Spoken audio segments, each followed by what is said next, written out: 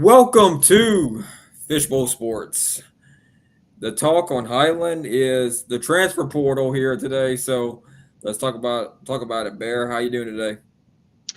Oh, I'm good, Chief. It's how's the weather over there back home? It's over here in Pecos. It's a balmy 35 degrees, and we somehow managed to dodge the snow today. We got snow to the north of us and snow to the east of us and or the east of us in Midland, Odessa, but we missed it. It's been windy today. I will say that for sure. It's been a very windy day, kind of cold now. It's gonna probably be in the 30s when we wake up tomorrow morning here in Acadiana here. So prayers out to your crew out there in West Texas. So hope everything goes out good over there. Oh yeah, we good. As long as we don't get no snow and ice, we good. And I got a Yeah. four-wheel drive truck, so we can go anywhere.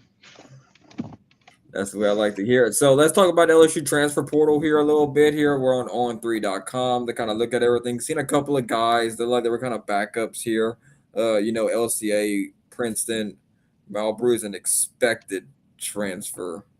He's on there. They got several guys here. Two, three, four, Yeah, all five, four six, all four seven, starting eight. offensive linemen. We need Yeah, that. 9, 10. Yeah, the offensive lineman was a big one that I've seen here. I'm trying to count, see Ashton Stamps. He was kind of a one earlier. I mean, there's 14 guys that I counted here. Maybe I'm wrong on this thing here. So the offensive line situation for LSU, it just didn't pan out for Good sure here. riddance. Yeah, so I mean, the only way you can go is up here. So maybe they'll probably find a new home somewhere. A lot of them guys that look like they entered the portal redshirt, sophomore redshirt, freshman. Um, yeah, so they'll find a home somewhere. And they were original. They were 3 4 star, but in the transfer portal they were 3 star players. Their ratings have Well, went down since they were recruited. So you know when you to be when you have a expected here. when you have a PFF grade of like a 68 overall is and like your two best games of the year, I mean it's you're gonna go down. But we were promised a better product under Brad Davis and with the as offensive line coach, and we just never got it. So I say good riddance to him. We need a total rebuild. Yeah, so we'll see how all that goes into that there. So looking at this news here, Barry, you said they were looking at 2 quarterbacks potentially. Can you give a little insight on what those 2 quarterbacks could do for LSU? Well, the transfer portal hasn't officially opened until the middle of January or around the time of the national Jan- championship game. But January 2nd or 3rd, I think it is. To be, okay, so it's this week coming up. But yeah. yeah, supposedly through the quote unquote non-contact that they call it, uh, I mean the two names they've that have surfaced as the leading candidates to transfer would be Sam Levitt from Arizona State and of course DJ Lagway from Florida. And regardless of Lagway's issues, if anybody can fix him, it'd be Lane Kiffin. Yeah, for And sure. Sam Levitt coming in from Arizona State. I mean, under Lane Kiffin's tutelage and offense, he's an instant Trophy front runner next season.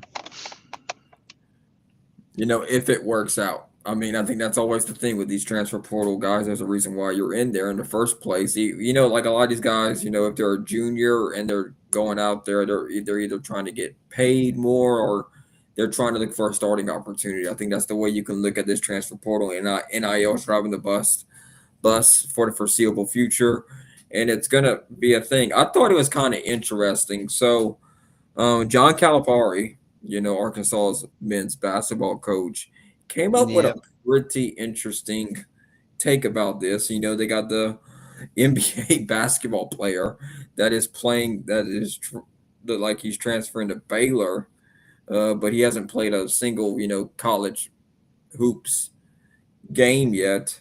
But he went past the college eligibility and went to the NBA. Now he's trying to come back to Baylor. So he came up with a very interesting thing. He thinks that they should install that 1 year, they sit the bench kind of thing here because his thing is, you know, I kind of agree. I agree with him because they got these kids out there like they're not going to graduate from that school. They're bouncing around every single year or whatever, and what kind of contacts they're going to have networking afterwards if they're just chasing the bag. A lot of this time, like these agents are going to take a percentage. Well, they take a percentage anyway whenever you hire them, maybe 30, 40%, whatever you make here. So you got to make sure to jump whatever you're doing is going to be worth it because you could end up falling flat on your face and not end up getting anything good at all. So um, that's the thing here. Like, there's no reason why TJ Finley should be on his like I think his seventh His school. seventh or eighth school. Yeah, He and started at like LSU and just worked his way around the country.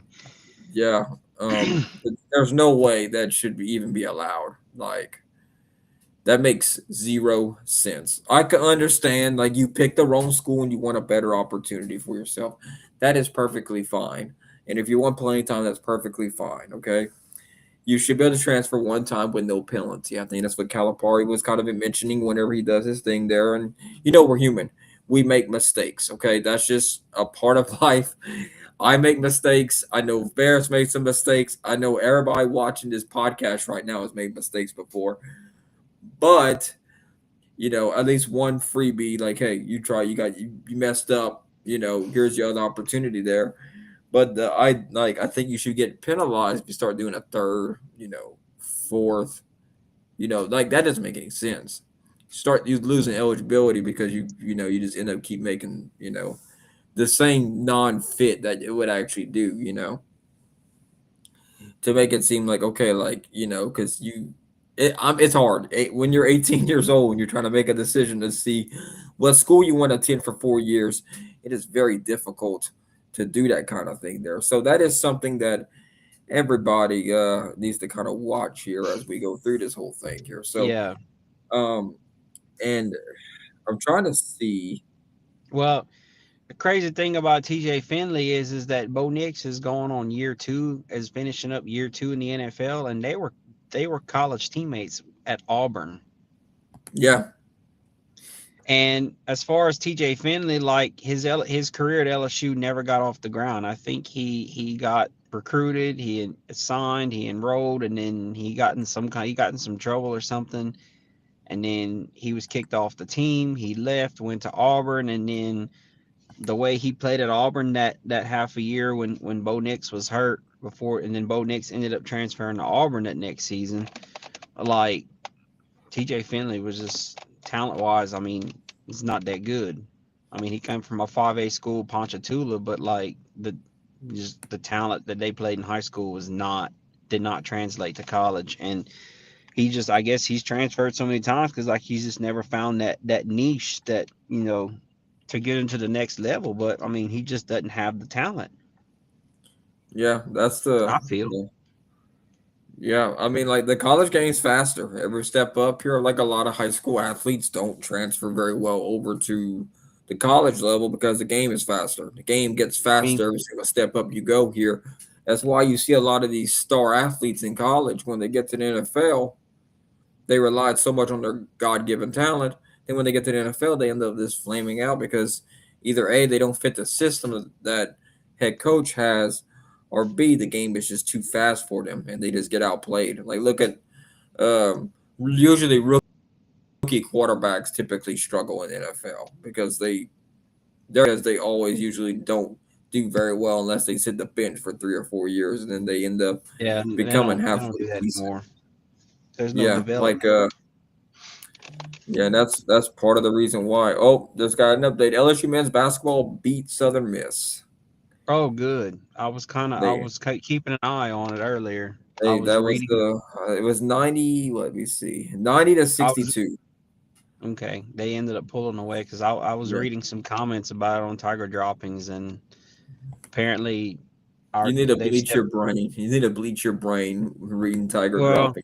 well, they basically they've stepped up in competition over the last. This is actually like the last non-conference before conference play starts. So Yeah, this is men's basketball still got some work to do. So yeah, that they did pick up the win. They outscored Southern Miss 49-32 in the second half there at home Good. in Pete It Maravich was Center. close So the first half. it was Oof. 41-30 at halftime. Yeah, it was Tigers were close. leading. So I mean, they probably the more talented team here. Their toughest game they played against was this Texas Tech. So, um, I mean, Southern Miss is 5-7 on the year so far. LSU is going to open up conference play against Texas A&M. They're going to be on the road for that one. It's going to be on ESPNU on January 3rd, this Saturday coming up. Yeah, Then they as far then as they get a men's home game against basketball, January 6th. they should win at least 4 to 5 of these conference games in January, all winnable games. Because from what I'm seeing and reading, like they're gonna need at least 8 to 9 wins to at least to be able to get a bid, because an NCAA bid, if 7 wins ain't gonna cut it. Not Yeah. with, and even with the SEC on supposedly being down this year, they're not as good as last year. They still gonna need 8 to 9 conference wins. Well, they got in January. They have a Vanderbilt team that is undefeated so far, 13-0, and number 11 in the country. So, Yeah, they have Vanderbilt's A&M, been South kind of one that Carolina. I got to watch. Yeah, they got to watch Vanderbilt this year. It's kind of weird to say Vanderbilt, just like in basketball in general, but I think NIL is like kind It's of flipping the script on a lot of these teams here. well, it used to be weird to say that in basketball in general outside of Kentucky. Like, who else was good Like in Kentucky's men's 9-4 basketball this year. besides Kentucky? Like, but now you got Arkansas, you got Auburn, you got Bruce Pearl effect with Auburn, like, which I think he retired too. Yeah. Uh, it's just, I mean, Auburn's 8-4 so far this year, so it's going to be interesting to see how this All right, conference so opens for LSU. talk to me, Chief. What do you think? You think Harlem Berry's going to Ole Miss with Frank Wilson? Oof. Harlem Berry.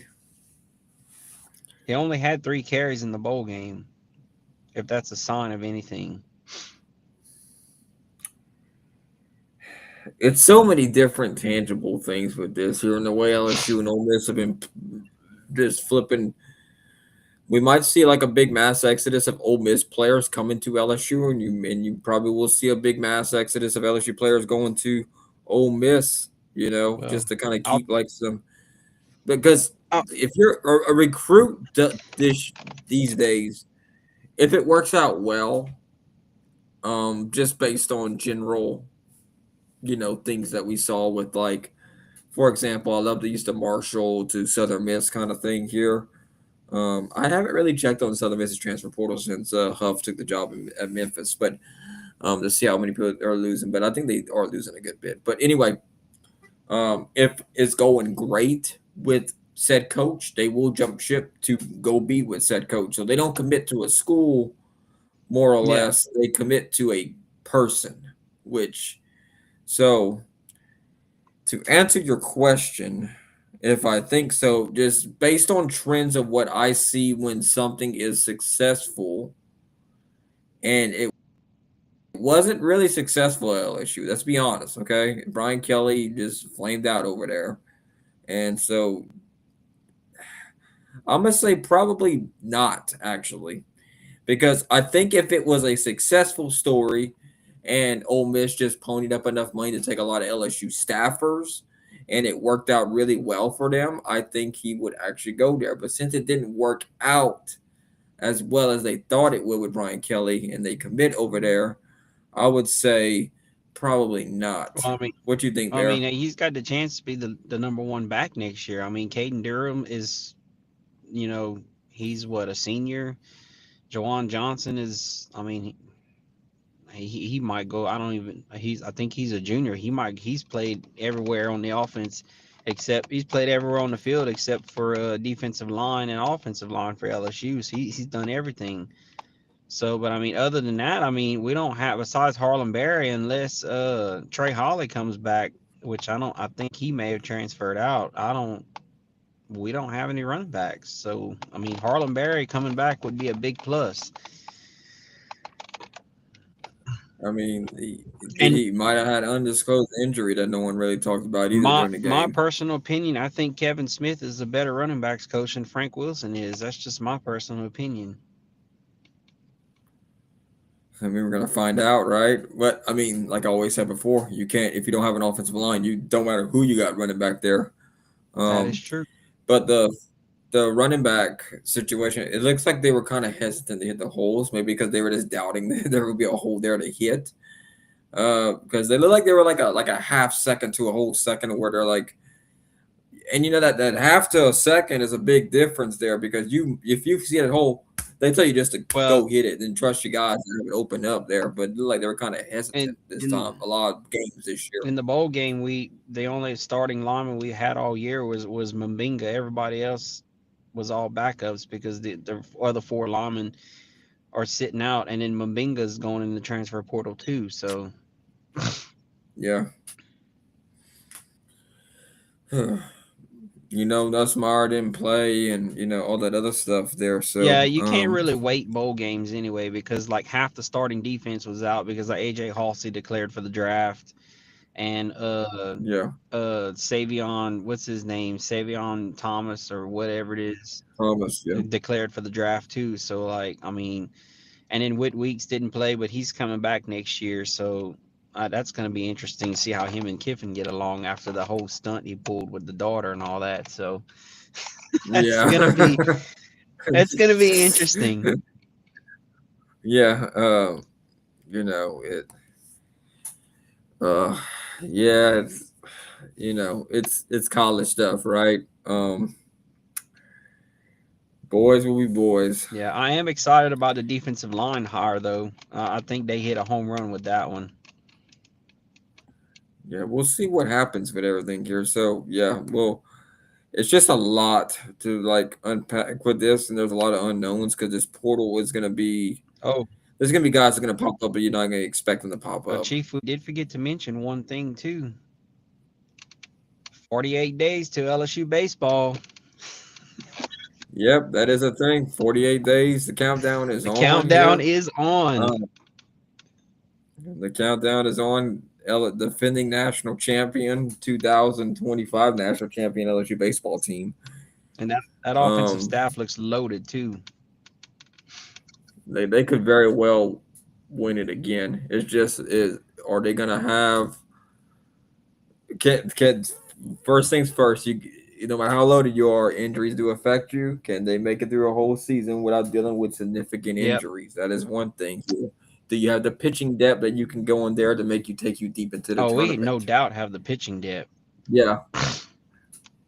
But that goes back to the first thing I talked about injuries. Significant injuries could derail that pitching depth that you got there Yep. too. Well, That's supposedly, the thing too. So oh that's the one two things you got to yeah, watch out Gavin for. Gidry's supposed to be in the starting rotation this year. He was supposed to be in the starting rotation last year, but of course he was hurt. So, Yeah. and then we're Um. looking possibly Yeah. like Kason Evans, a Friday night guy. I think Zach Calvin's gonna be the Saturday guy as of right now, as it stands. And then maybe Maverick Rizzi as the Sunday guy. I don't know. I mean, Jay Johnson never really shows his cards preseason, but that's from what I've been reading. That's pretty much what the rotation looks like. Or maybe, They had a pretty good fall, like from what I was reading up on D1 baseball and stuff. Stephen Milam is looking like he's going to be an All American this year. yeah, Curiel too is on the All American list. Yeah, yeah. So that's kind of like the projected thing. Looking at that here, so that is something that we're going to keep on tab here. It's going to get real busy over here in the fishbowl pretty soon. I was glad we had that week off here. Yeah. So Back to the transfer what was portal. your Yeah, we're back to. yeah back to the transfer portal business? But before we get on there, what how was your Christmas, Bear? Well, it was good, Chiefs. We went on a little vacation and camping in College Station. Took the kids to Santa's Wonderland. Of course, Santa Claus spent a lot of money at my house and still spending money. Wife is in the process of booking a Disney trip tomorrow, and uh, That's fun. Santa's delivered. I guess Santa delivered a pallet of money somewhere to my house because we're starting to build a house with house plans, and like so it's been busy at my house. Yeah, that sounds really fun. So back to the transfer portal. Um, you want Bear? Guess how many players have entered the transfer portal? Like from LSU, or is like as college football as a whole? The whole country. Oh, it's got to be. The whole It's got to be country. in the thousands.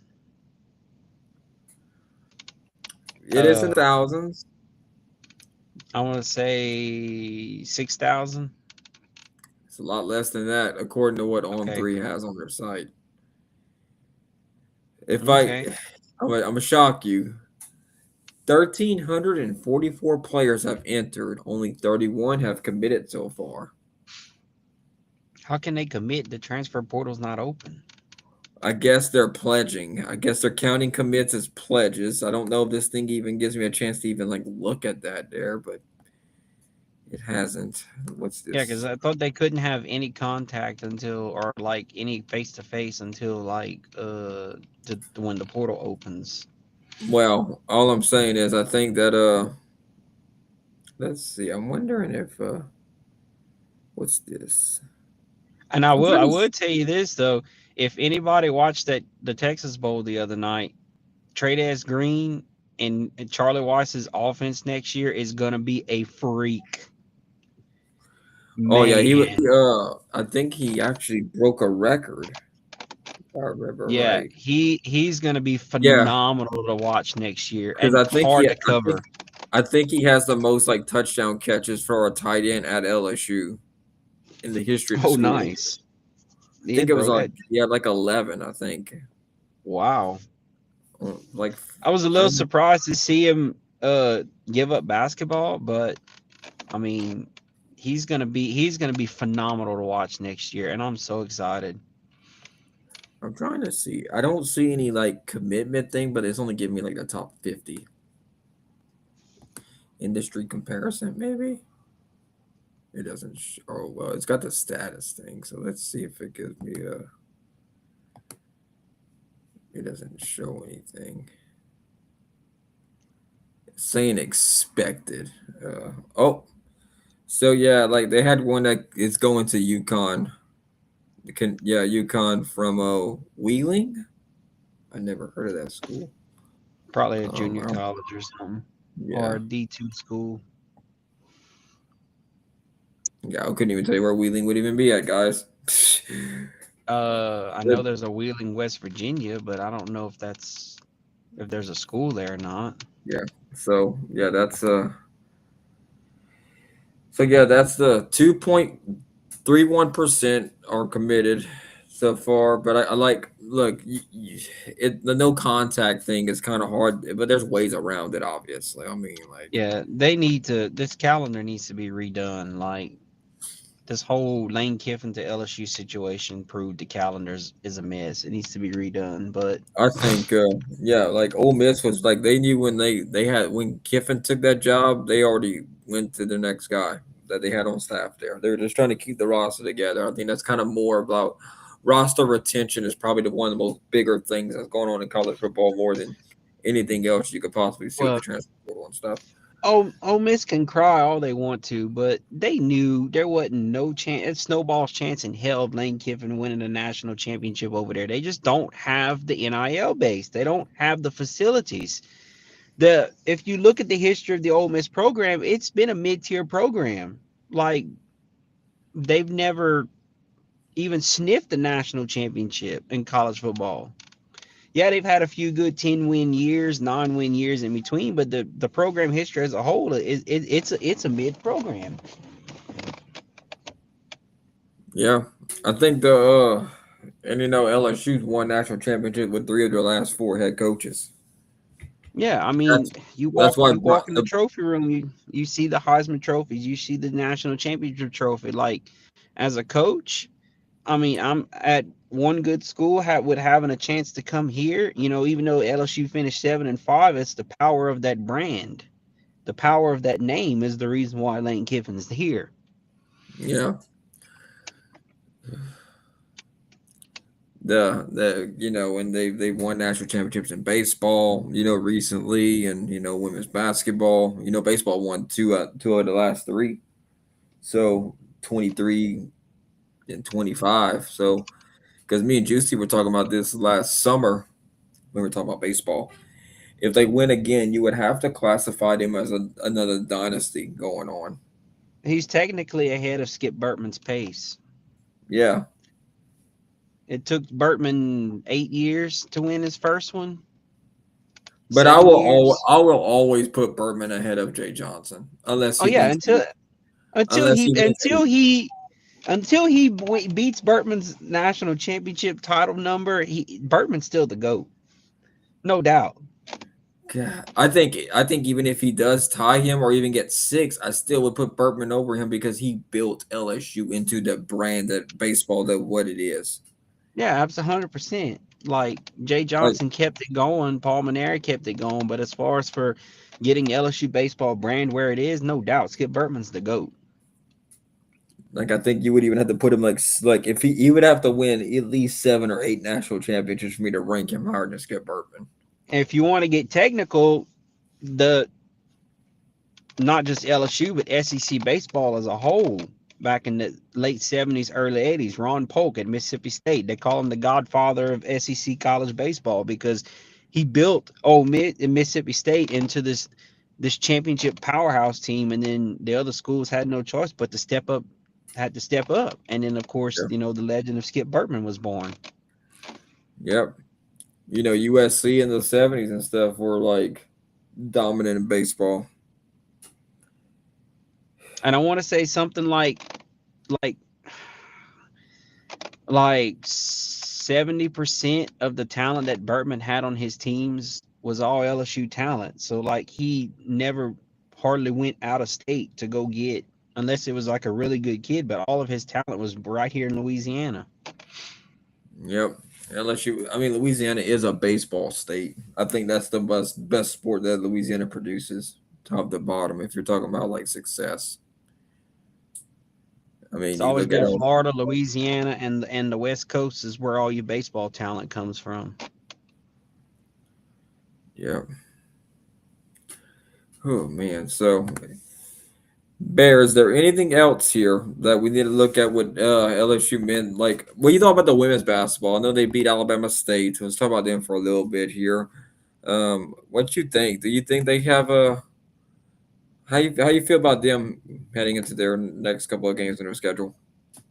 Well, I know Grace Knox didn't play this last game, but I think she was just getting some rest before conference play starts. But when you have somebody like Kate Koval coming out and leading a team in scoring, I mean, when you get the big power forward leading the team in scoring, you're doing something right because it's not very often that happens. Yeah. Their net ranking is 5 right now, so they're like right Yeah. there. Yeah, I think I think she was just getting rest because like she's a very intricate part of this fast-paced, We Their strength of offense that they like schedule to is, run. is is really high right now, but that's going to change on January 1st when they play number 11 Kentucky at the Pete Maravich Center. Um, Wow, game on New Year's. Oof. yeah, that's gonna be a rough one for them. And then we're gonna start knowing what we got with this LSU team here. So the next Yeah, 5 games look like this for LSU women's basketball. You got number right 11 out the Kentucky. gate. Then you got undefeated Vanderbilt going on the road to take on them on January 4th. Number 12 ranked Vanderbilt, that is. At Georgia, Georgia's undefeated. They're not ranked, but their net ranking's 39. They're 14-0. Texas is 15-0. They're January 11th. They're number 2 in the country. But LSU Golly, does, yeah. And then you get at number 8 Oklahoma. They're 12-1. So who's LSU's next 5 games, they're just a combined. quick question. Just a quick question before you continue. Whose cornflakes did? Excuse my language here, Fishbowl Nation. Whose cornflakes did they piss in and get this gauntlet of this bus off a schedule? Yeah, Greg Sankey, bro, wants them to prove it or whatever. Jeez. So yeah, they got to play. They got to play like they're. We're gonna find out a lot about this LSU team by the time Yeah. January 19th comes around, because in the next 18, like that 18-day stretch, they're gonna be playing 5 games, and 4 of them are against top 15 or higher Yeah. opponents. So like this is the part of the schedule that's gonna be really hard for them here, because right after that, the next 5 after that, it lets up. You got Texas A&M, Florida, Arkansas, Alabama, then you get Texas again, but it's nowhere near like the start of the conference like this year. God, no. Like they just Um, trying to put the boot to our behinds right off the bat.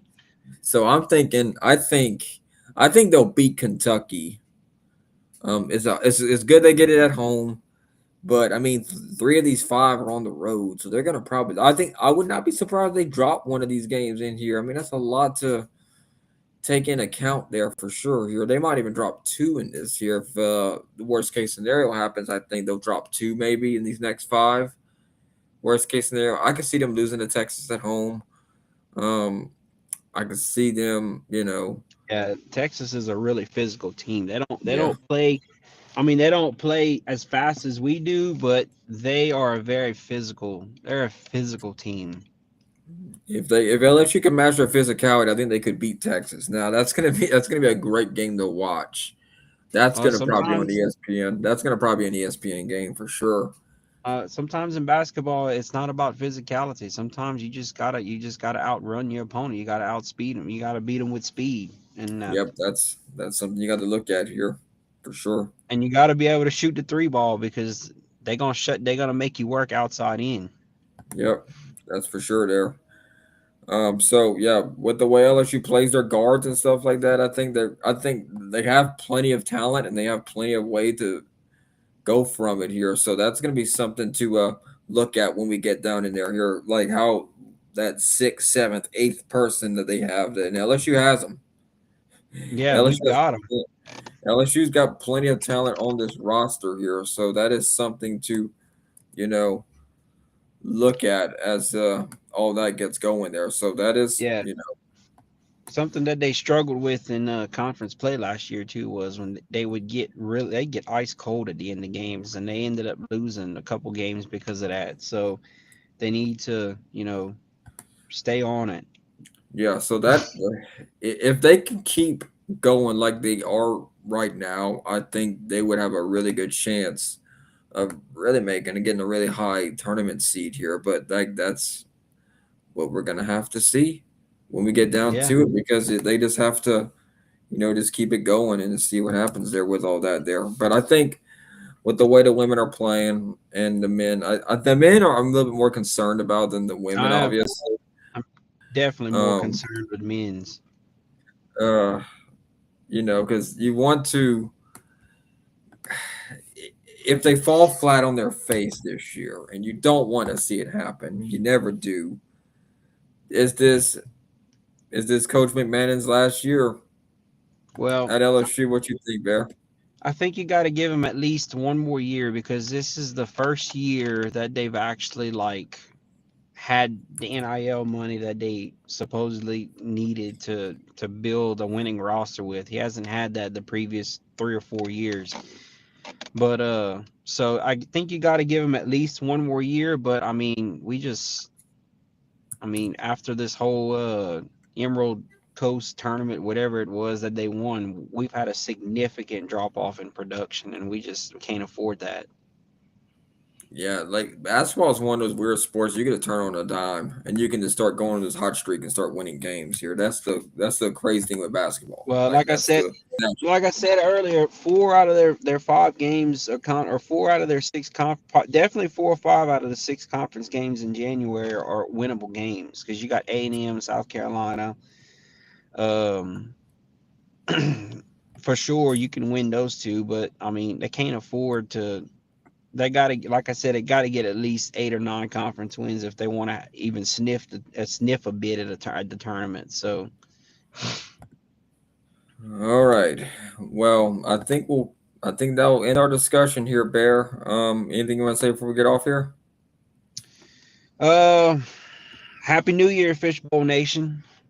This is Yep, our last show of 2025. that is incorrect technically because I will be doing a Raging Cajun show tomorrow. Haha, I Well, got you on it that is one. my last show of 2025 for Yeah, it is. It's your last Talk show. on Highland Fishbowl Sports. The talk on Highland, baby. That's what we got here. So thank y'all for everybody that tuned in to this pod here today. We'll see what happens here, but I do think that I'll be doing a Raging Cajun show tomorrow. Talk about the transfer portal with the running back situation going on in UO's running back room. Everybody on the portal for the Cajuns. So yeah, that's basically what we got going on here. So thank you for tuning in. Hope you have a great, wonderful week here. We'll see y'all here next time here on the Talk on Highland, powered by Fishbowl Sports. Have a good night, Fishbowl Nation.